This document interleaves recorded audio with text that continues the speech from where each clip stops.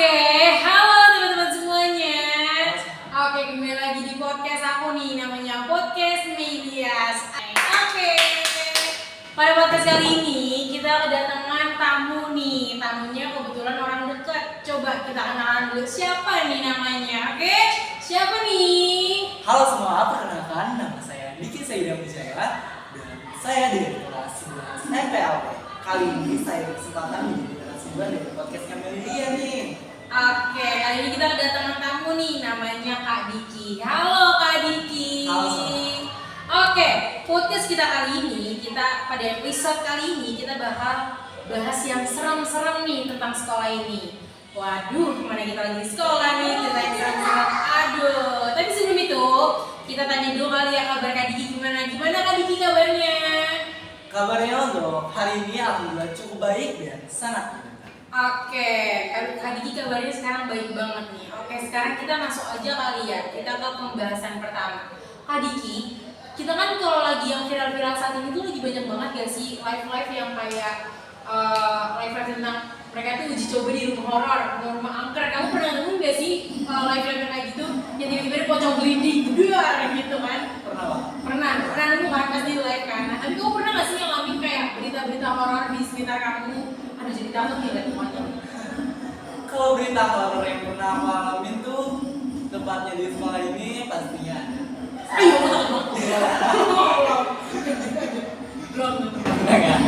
Salah satunya itu cerita di cowok SMK nomor 10 tepatnya di lantai 2. Jadi waktu itu tuh aku kita semua siswa setelah melakukan proses ujian akhir semester, kita lakukan sesi remedial selama seminggu dan di situ tuh tiba-tiba pas saat remedial guru kosong ruangan kelas lagi sepi, saya sedang merasa kalau saya lagi pengen keluar atau pengen enggak Pipis sih, buangan kecil. Oh, pengen banget. Iya. Saya terus tiba-tiba setelah saya saya lagi di belakang kelas 2 di terus di belakang itu ada salah satu bener ya, kalau saya ceritakan sekarang sih boleh banget karena bener-bener di tempat di belakang kita sih itu kamar mandinya itu bener-bener yang pemasan sama kaca. Saya notice pintunya itu terbuka dengan suara yang terbuka gitu.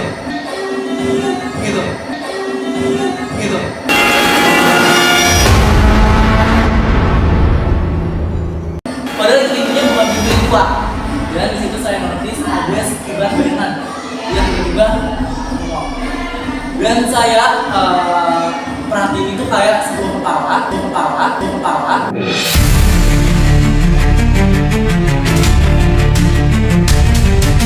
yang warnanya itu hitam. Iya, di sekolah. Betul Pak. Karena oh iya, saya tahu cerita itu. Oke. Ini ngomong cerita ini emang serem banget nih. Terus pas ada kepala hitam itu semua kayak reaksi apa? Baca ayat kursi, doa kunut, doa makan. Jujur, Udah baca doa nih, hafal nih. saya baca doa, bukan enggak karena hafal, karena di situ saya pasti udah takut ya, bener-bener khawatir banget.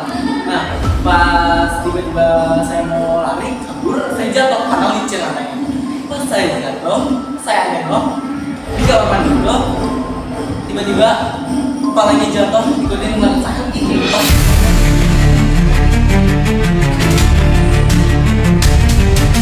Tapi aku juga pernah ngalamin tau nih. Jadi kan kalau kamu tuh pengalaman pribadi kan. Dan kamu kan juga kayak diinin sama setan yang pertama kayak disapa gitu, say hi. Gua waktu itu pernah ketemu nih ya. Temen gua itu namanya Anggi. Kalau kalian tahu Anggi kelas 11 TKP. Jadi itu dia waktu itu gak masuk ternyata. Dia gak masuk. Abis itu tuh aku ngeliat kayak dia tuh senyumin aku. Dia di depan aku. Dia bener nyumin. Kayak ya udah aku senyumin balik dong kayak Anggi gitu. Oke, tapi dia gak ngomong apa-apa. Dia cuma senyum dan diem aja. Habis itu setelah kita ketemu lagi nih gue di kamar mandi perempuan yang tiga tuh, namanya udah kenal masih ada ceritanya lah ya, gitu kan dari tiga ketemu lagi. Nah tapi bedanya nih kamar mandinya dia keluar nyanyiin gue juga tuh. Gak taunya pas pulang karena gue sama Andi itu satu circle dan kita sering pulang bareng kan. Gue nanya nih yang temen gue namanya Sawa gitu kan. Kita nanya kayak si Andi mana? Aku nggak bareng gitu kan. Gak taunya kata Sawa masuknya.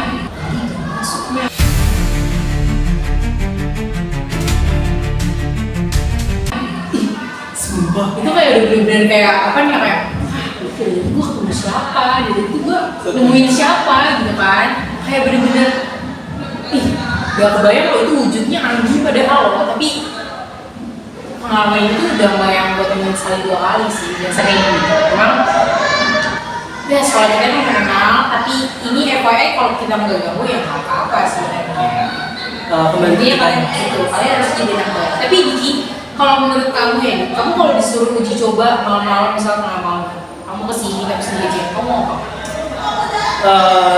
Terkhusus suatu tempatnya. Kalau misalnya tempatnya itu memang didasarkan sama orang-orang sekitar itu atau ya mistis itu, dari pribadi aku sih nggak bakalan berani buatnya langsung telusuri tempat itu, langsung dia datang ke tempat itu buat uji mental, uji rasa takut gitu, pasti nggak bakal berani. Kecuali memang tempat itu hanya dihubungkan dan tidak ada yang pernah merasakan, pastinya berani lah untuk mencoba. Tapi kamu kan kemarin kita beberapa waktu lalu gitu ya, kita kan pernah ada kegiatan perjusa tuh, yang kegiatannya itu pasti kita nginep kan di sekolah ini. Nah, kamu kan kepilih jadi panitia perjusa kan. Nah, terus pengalaman kamu udah mengalami pengalaman mistis gitu kan.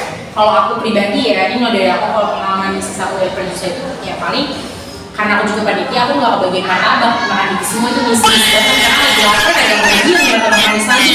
Biasa aku udah pelaksana udah sih. Kalau untuk kemarin kegiatan perjusa itu adalah sedikit yang mengganggu, tapi tidak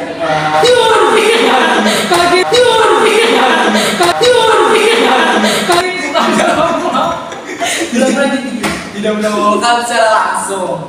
Jadi tuh kita tuh lagi ada yang namanya upacara timbul. Iya. Upacara timbul tuh benar-benar yang menurut saya tuh sakral, karena tahun lalu pas saya kelas 10 juga saya belum pernah merasakan karena kondisi fisik saya yang tidak sanggup untuk mengikuti kegiatan perjusa. Di situ saya sebagai dari anggota si perlengkapan, saya menjaga sound system. Dan jadi tuh pada saat di sound system aku sama kawan aku tuh Mario, kita balik ke ruang katosa untuk ambil beberapa barang yang diperlukan untuk saksi. Kita lihat di CCTV. Itu tuh ruangan benar sepi gelap. Ada satu ruangan yang sorry. Ngapain ngomong CCTV? Jujur itu sebenarnya kita mau ngambil barang, tapi itu notice bahwa CCTV masih nyala. Itu tidak ada. Pas dilihat kayak mungkin ada yang nggak menjadi sesuatu. Tapi Mario. salah satu ruangan, tapi aku nggak tahu di mana karena nggak ada yang namanya nama di CCTV. Itu ruangan itu kayak itu kayak mengganggu aku yang bukannya gara-gara gitu, tapi ada sesuatu yang mataku tuh kenapa harus tertuju ke situ.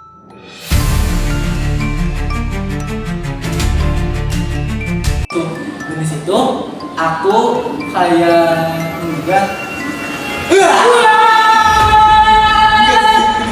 Aku sih. Kita balik lagi, yuk. Diki balik lagi. Jadi gue kaget banget ya teman-teman. Jadi gue lumayan kaget banget kayak ternyata ada apa sih sebenarnya di CCTV? Di CCTV itu ada sebenarnya aku cuma tapi aku bingung karena itu ruangan yang bagian lantai 3. Gila, bayangin aja lantai 3 di situ tuh di blocking banget, nggak ada tapi kenapa tiba-tiba aku ngerasa kayak ada orang sama ya kita nggak tahu apa ya ganggu gitu aja sih, sama bagian orang-orang yang pada kecapean, mereka nggak kuat untuk menang. Iya, biasanya itu juga jadi faktor sih kedua. Tapi dari kamu sendiri Diki, kamu udah mengalami tentang kayak mistisnya pernah terjadi sama kamu gitu.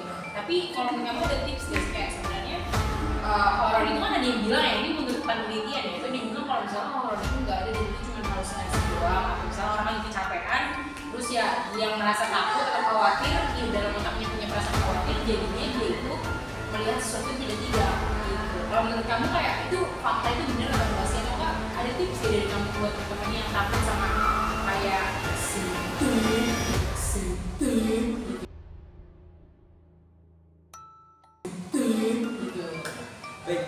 Kalau untuk aku pribadi, aku tuh bener-bener yang percaya dan nggak percaya. Kan ada di dunia itu ada yang namanya dua sisi. Ada sisinya maksudnya tuh sisi mistis dan sisi saintifik. Jadi tuh untuk sisi mistisnya itu aku percaya karena apa? Karena emang bumi ini tempat kita tinggal ini pastinya dulu ditempatin sama sesosok atau makhluk lain yang kita nggak tahu itu apa yang udah jadi penghuni di tempat itu. Jadi tuh untuk kita tuh sebagai manusia biasanya cuma satu harga tempat itu. Gak boleh yang namanya membuat suatu kekacauan musik orang-orang di situ atau makhluk di situ karena nanti bakal kembali lagi ke kita. Kalau untuk sisi sainsnya mereka tuh ngomong kalau misalnya itu hanya pikiran orang-orang yang mempunyai sisi negatif atau pikiran negatif yang membuat mereka tuh tersugesti.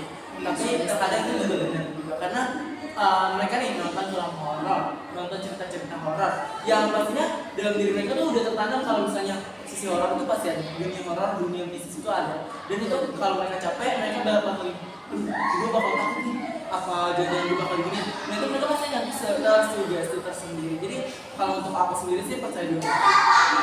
Jadi kesimpulannya ya, kalau bisa yang aku tangkap dari Dikian kesimpulannya itu ya kita harus menghargai lah intinya apapun itu yang memang terlihat ataupun tidak terlihat kita harus saling menghargai karena mau juga kita di dua alam yang berbeda ya harus saling sama-sama memaklumi gitu kan gitu.